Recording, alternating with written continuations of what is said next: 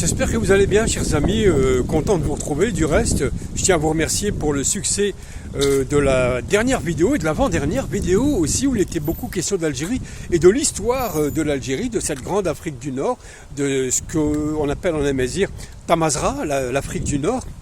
Et même si ça a déplu à certains chagrineux qui me répondent par l'injure ou par une invention de l'histoire, une espèce de négation de ce que fut l'Afrique du Nord et que ses grands chefs étaient au jour d'aujourd'hui, à les regarder d'aujourd'hui, eh bien des Algériens, n'en déplaise aux nombreux frustrés. Merci à toutes et à tous, je vous remercie aussi pour les soutiens que vous apportez à la petite cagnotte que j'ai mise en place. Alors, un petit tour d'horizon. Aujourd'hui, où l'algérianophobie a largement remplacé, si j'ose dire, l'islamophobie chez les merdias qui se lâchent avec des intervenants qui sont tous aussi dégoûtants les uns que les autres. Dégoûtantes aussi, la parité oblige. Il y a beaucoup de dégoûtantes au programme qui vomissent sur l'Algérie aux ordres de leur patron. Alors, les premières, on va en citer deux quand même, deux africaines, qu'elles le veuillent ou non, elles sont africaines, elles seront toujours africaines, même si elles se donnent des allures de comtesses, des comtesses qui se veulent des citoyennes françaises à part entière. La CAQ sent toujours le hareng. La CAQ, vous savez, c'est le tonneau dans lequel on met le hareng ou le maquereau. On a beau la laver, elle sentira toujours le poisson, voire la morue, en ce qui concerne ces deux-là. Alors la première, c'est Christine Kelly. C'est elle qui se prend un petit peu pour la Marie-Antoinette de l'information et qui ne rêve que d'une chose, c'est de finir dorlotée dans la litière de la chachate à Bolloré, puisque son patron l'a ordonné de cracher sur ces Français qui sont ses concitoyens, notamment d'origine algérienne ou musulmane. Elle a vomi avec une espèce de petitesse, de dégénéré sur l'Algérie en insultant, mais à qui mieux. C'était assez délirant de la voir avec autant d'agressivité, celle qui attache beaucoup plus d'importance à lisser ses cheveux, dont elle a honte apparemment de ses cheveux crépus. Elle passe plus de temps à lisser ses cheveux qu'à lisser ses neurones et avoir un discours, on va dire, digne d'une prétendue journaliste qui, à mon avis, je le dis comme je le pense, est tout simplement une vulgaire tapineuse du clan Bolloré. Elle s'est lâchée en prétendant défendre la liberté d'expression de l'otage. Alors, parlant de Sansal n'est pas un otage, et l'Algérie est souveraine et sa justice est souveraine. Mais non, madame se voudrait plus royaliste que le roi, et elle a sorti des contre-vérités incroyables, avec une méchanceté, une bassesse en fait, qui fait qu'elle est Christine Kelly tout simplement, et qu'elle finira vraiment, son rêve sera exaucé, elle finira vraiment comme de la poussière sous un tapis, ou vraiment comme un chat dans la litière de Bolloré quand il aura bien pressé comme un citron et dégagé. La deuxième aussi, qui se veut aussi la nouvelle Pompadour. La Pompadour, je vous rappelle, c'était quand même une fille tarifée de Louis XV, la Pompadour. Et la Pompadour, eh bien, d'aujourd'hui, c'est Sonia Mabrouk qui se prend vraiment. Alors là, elle joue à la Marguerite Duras, elle joue à la Simone de Beauvoir, alors qu'elle est juste la Simone du trottoir. Tout simplement, une agressivité, une haine de l'Algérie que j'ai rarement vue à ce point-là. Surtout une ignorance totale de l'histoire, de l'actualité, et son rôle aujourd'hui, c'est de cracher sur les Algériens et les Algériens. Alors, c'est vrai qu'elle est remontée comme un coucou par son maître, Bolloré. Bolloré, d'ailleurs, qui est poursuivi en Afrique comme étant une racaille en col blanc, un peu comme Sarkozy, qu'il avait fait monter sur son yacht, souvenez-vous, en 2007, et qui a eu, je ne sais par quelle opération du Saint-Esprit, Bolloré une ristourne de 647 millions d'euros par le fisc français, certainement avec un petit coup de pouce de Macron. Voilà ce que c'est que l'extrême droite. Et donc, ces marionnettes, ces péripatéticiennes qui crachent en permanence, soit sur l'islam ou sur les Algériens. En ce moment, c'est la mode. Les Algériens ont la côte. Je peux dire que là-dessus, on est au top, chers amis.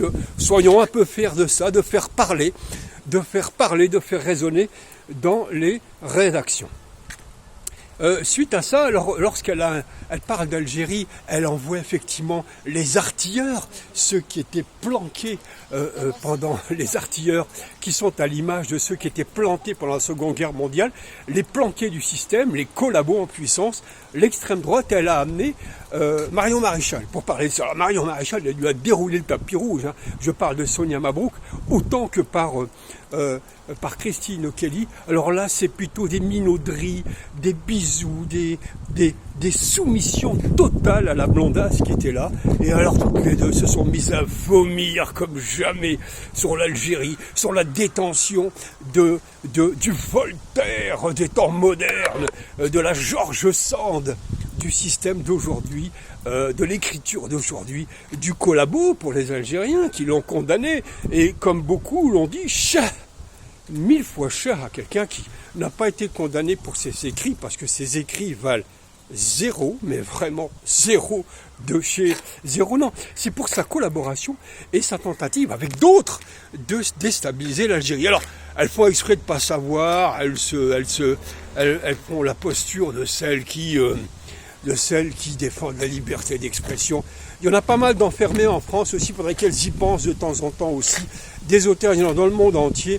Il n'y a pas que Sansal qui, on le sait, on comprend, on le défend pour d'autres raisons que son talent qui vaut effectivement ce qu'il vaut. Alors des baveurs contre l'Algérie, il y en a un paquet aussi. Et puis j'ai appris que monsieur l'ambassadeur du Merzen, le sous-fifre, le commissionnaire de Azoulay, le roi du vice et le vice-roi du Maroc, puisque le roi n'a pas le temps, hein, il s'amuse avec ses petits copains en boîte de nuit. Azoulay qui dirige le pays, a envoyé un ambassadeur qui s'appelle, je crois, Amar Khalil, qui lui a craché sur l'Algérie à la tribune de l'ONU. Quelle indignité, comme dirait l'autre, ces gens-là qui veulent se distinguer, alors qu'ils dégoulinent de vomi. Pour un peu de distinction, monsieur l'ambassadeur, même quand vous parlez de votre pire ennemi, de votre haine personnifiée par l'Algérie, un peu de distinction, s'il vous plaît. Il a effectivement attaqué l'Algérie de séparatisme. Ouais, ça vous rappelle un discours, tout ça. Il a aussi rappelé que c'était pas la Mecque des révolutions. On sent que ça leur est resté à travers la gorge, la Mecque des révolutions. Vous savez, cet instant solennel, important, mondialement connu, de 68 où l'Algérie, Alger, puis la capitale des révolutions. Il semblerait que côté Merzen, on n'est pas digéré cette grandeur que l'Algérie avait donnée aux révolutions mondiales. Bref, il a taxé l'Algérie de révolution du terrorisme, carrément. Laissez-moi doucement rigoler, monsieur l'ambassadeur, vous êtes ridicule et vous vous faites dessus, mais continuez comme ça, puisque ça vous plaît. Vous l'aurez compris, il y a une foultitude donc de frustrés profonds qui crachent sur l'Algérie. Je le vois, moi, dès que je parle un peu là sur la grandeur de l'Algérie, de ce qu'elle fut à l'époque antique et actuelle encore, elle reste grande. Ça en emmerde quand même pas mal et moi, ça me fait plutôt plaisir. Alors, je vais poursuivre quand même sur d'autres plans en ce qui concerne le 5 juillet, donc c'était les 70 ans de l'indépendance algérienne. Je n'ai pas fait de vidéo, je voulais en faire une petite, j'en ai vu de très intéressantes, du reste fait par des compatriotes, femmes et hommes, bravo à eux. Revenir sur quelques figures. Alors on connaît les grands chouhada à qui on rend hommage en permanence et c'est normal. Si on leur doit d'être là aujourd'hui, eh bien c'est grâce à eux. On ne peut pas les oublier, donc j'invite vraiment les jeunes générations à lire, à s'informer de partout pour rendre hommage au quotidien à tous ces Algériens, ces Algériennes qui ont sacrifié la crème de leur existence, comme disait un cousin, la crème de leur existence pour qu'ils soient libres aujourd'hui. J'aimerais penser à des gens dont le combat n'était pas le leur immédiatement. J'ai pensé à une femme qui est peut-être pas très connue. Alors je vais penser d'ailleurs à monsieur Mendouz, qu'on appelait Mohamed Mendouz, qui était ce religieux, qui a été un porteur de drapeau, un porteur de vigilance pour l'indépendance de l'Algérie. André Mendouz, immense monsieur qui pour l'Algérie a beaucoup compté. Mais j'aimerais parler d'une femme qui est beaucoup moins connue, qui s'appelait Danielle Mine et qui s'est appelée par la suite parce qu'elle s'est engagée à 17 ans dans la révolution algérienne comme poseuse de bombes d'ailleurs avec Zahra Khalfallah qui ont posé des bombes notamment à l'automatique et qui ont été condamnées à 7 ans de prison. Cette Française qui s'appelait donc Danielle Mine s'est appelée ensuite Jamila Amran Mine puisqu'elle a épousé Khalif Amran qui est décédé avant le cessez-le-feu hélas.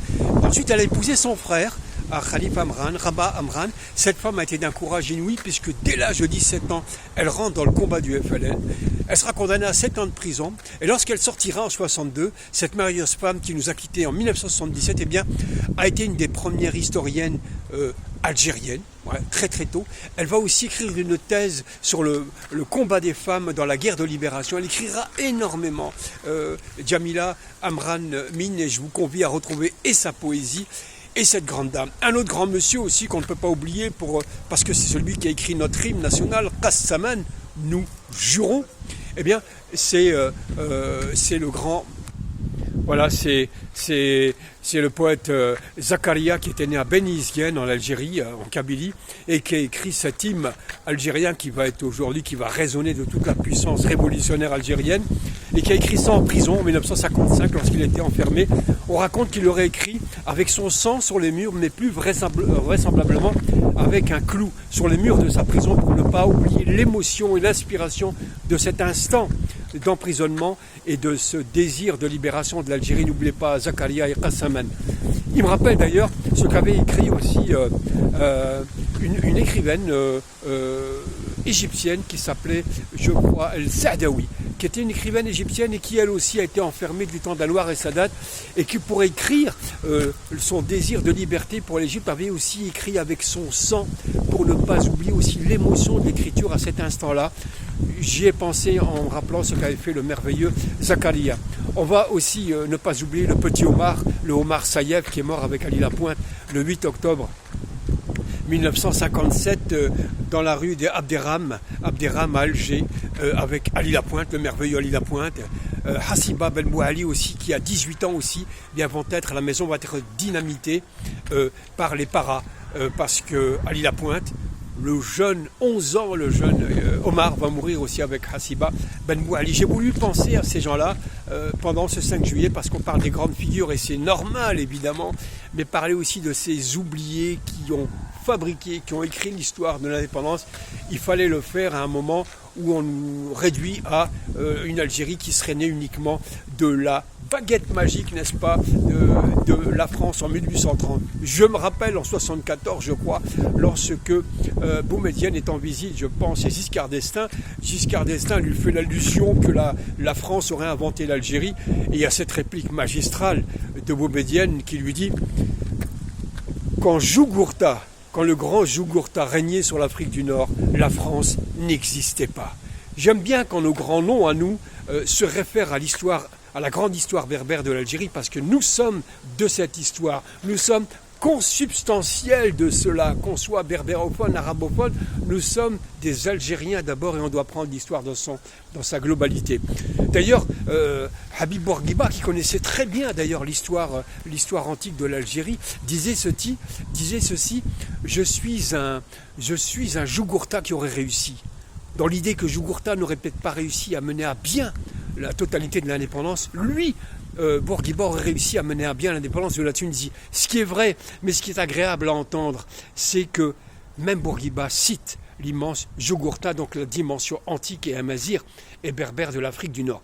Quand j'ai évoqué ça avec l'histoire, etc., ça m'a embêté beaucoup. Mais c'est pas eux que je parle. Je ne parle pas à vous, algérianophobes de tout horizon. Cassez-vous de cette vidéo. Comme disait Coluche, je ne parle pas aux cons, ça les instruit. Voilà, je voulais avoir une pensée sur nos héros d'hier. Il y en a encore beaucoup aujourd'hui, ceux qui luttent contre l'immense corruption de cette 5e colonne qui, semble-t-il, exerce encore un certain comportement maléfique, négatif contre l'Algérie. Je pense à Boudiaf qui est mort quelques jours avant la fête d'indépendance en 92, assassiné. Je sais à peu près qui a ordonné ça, c'est cette même colonne-là, et un certain Larbi Belkhir, de son vrai nom José Aboulker, était derrière tout ça, mais il n'était pas seul. Bref, chers amis, je pense à tous ceux qui militent aujourd'hui, et au nom de toutes ces souffrances, eh bien, je pense que Total n'a pas sa place en Algérie, et en cela, n'en déplaise peut-être un peu, je ne dis pas ça par provocation, mais je pense que Nekaz a raison de rappeler en permanence l'immense corrupteur et le nom des corrompus qui sont liés à la Sonatrach. La Sonatrach est le sang des Algériens et on ne peut pas effectivement solder ce sang-là au premier venu. Voilà, j'ai fait à peu près le tour, j'ai fait ça un petit peu au débeauté, comme on dit. Je vous remercie infiniment, merci de partager cette vidéo et merci infiniment pour vos commentaires. À très bientôt.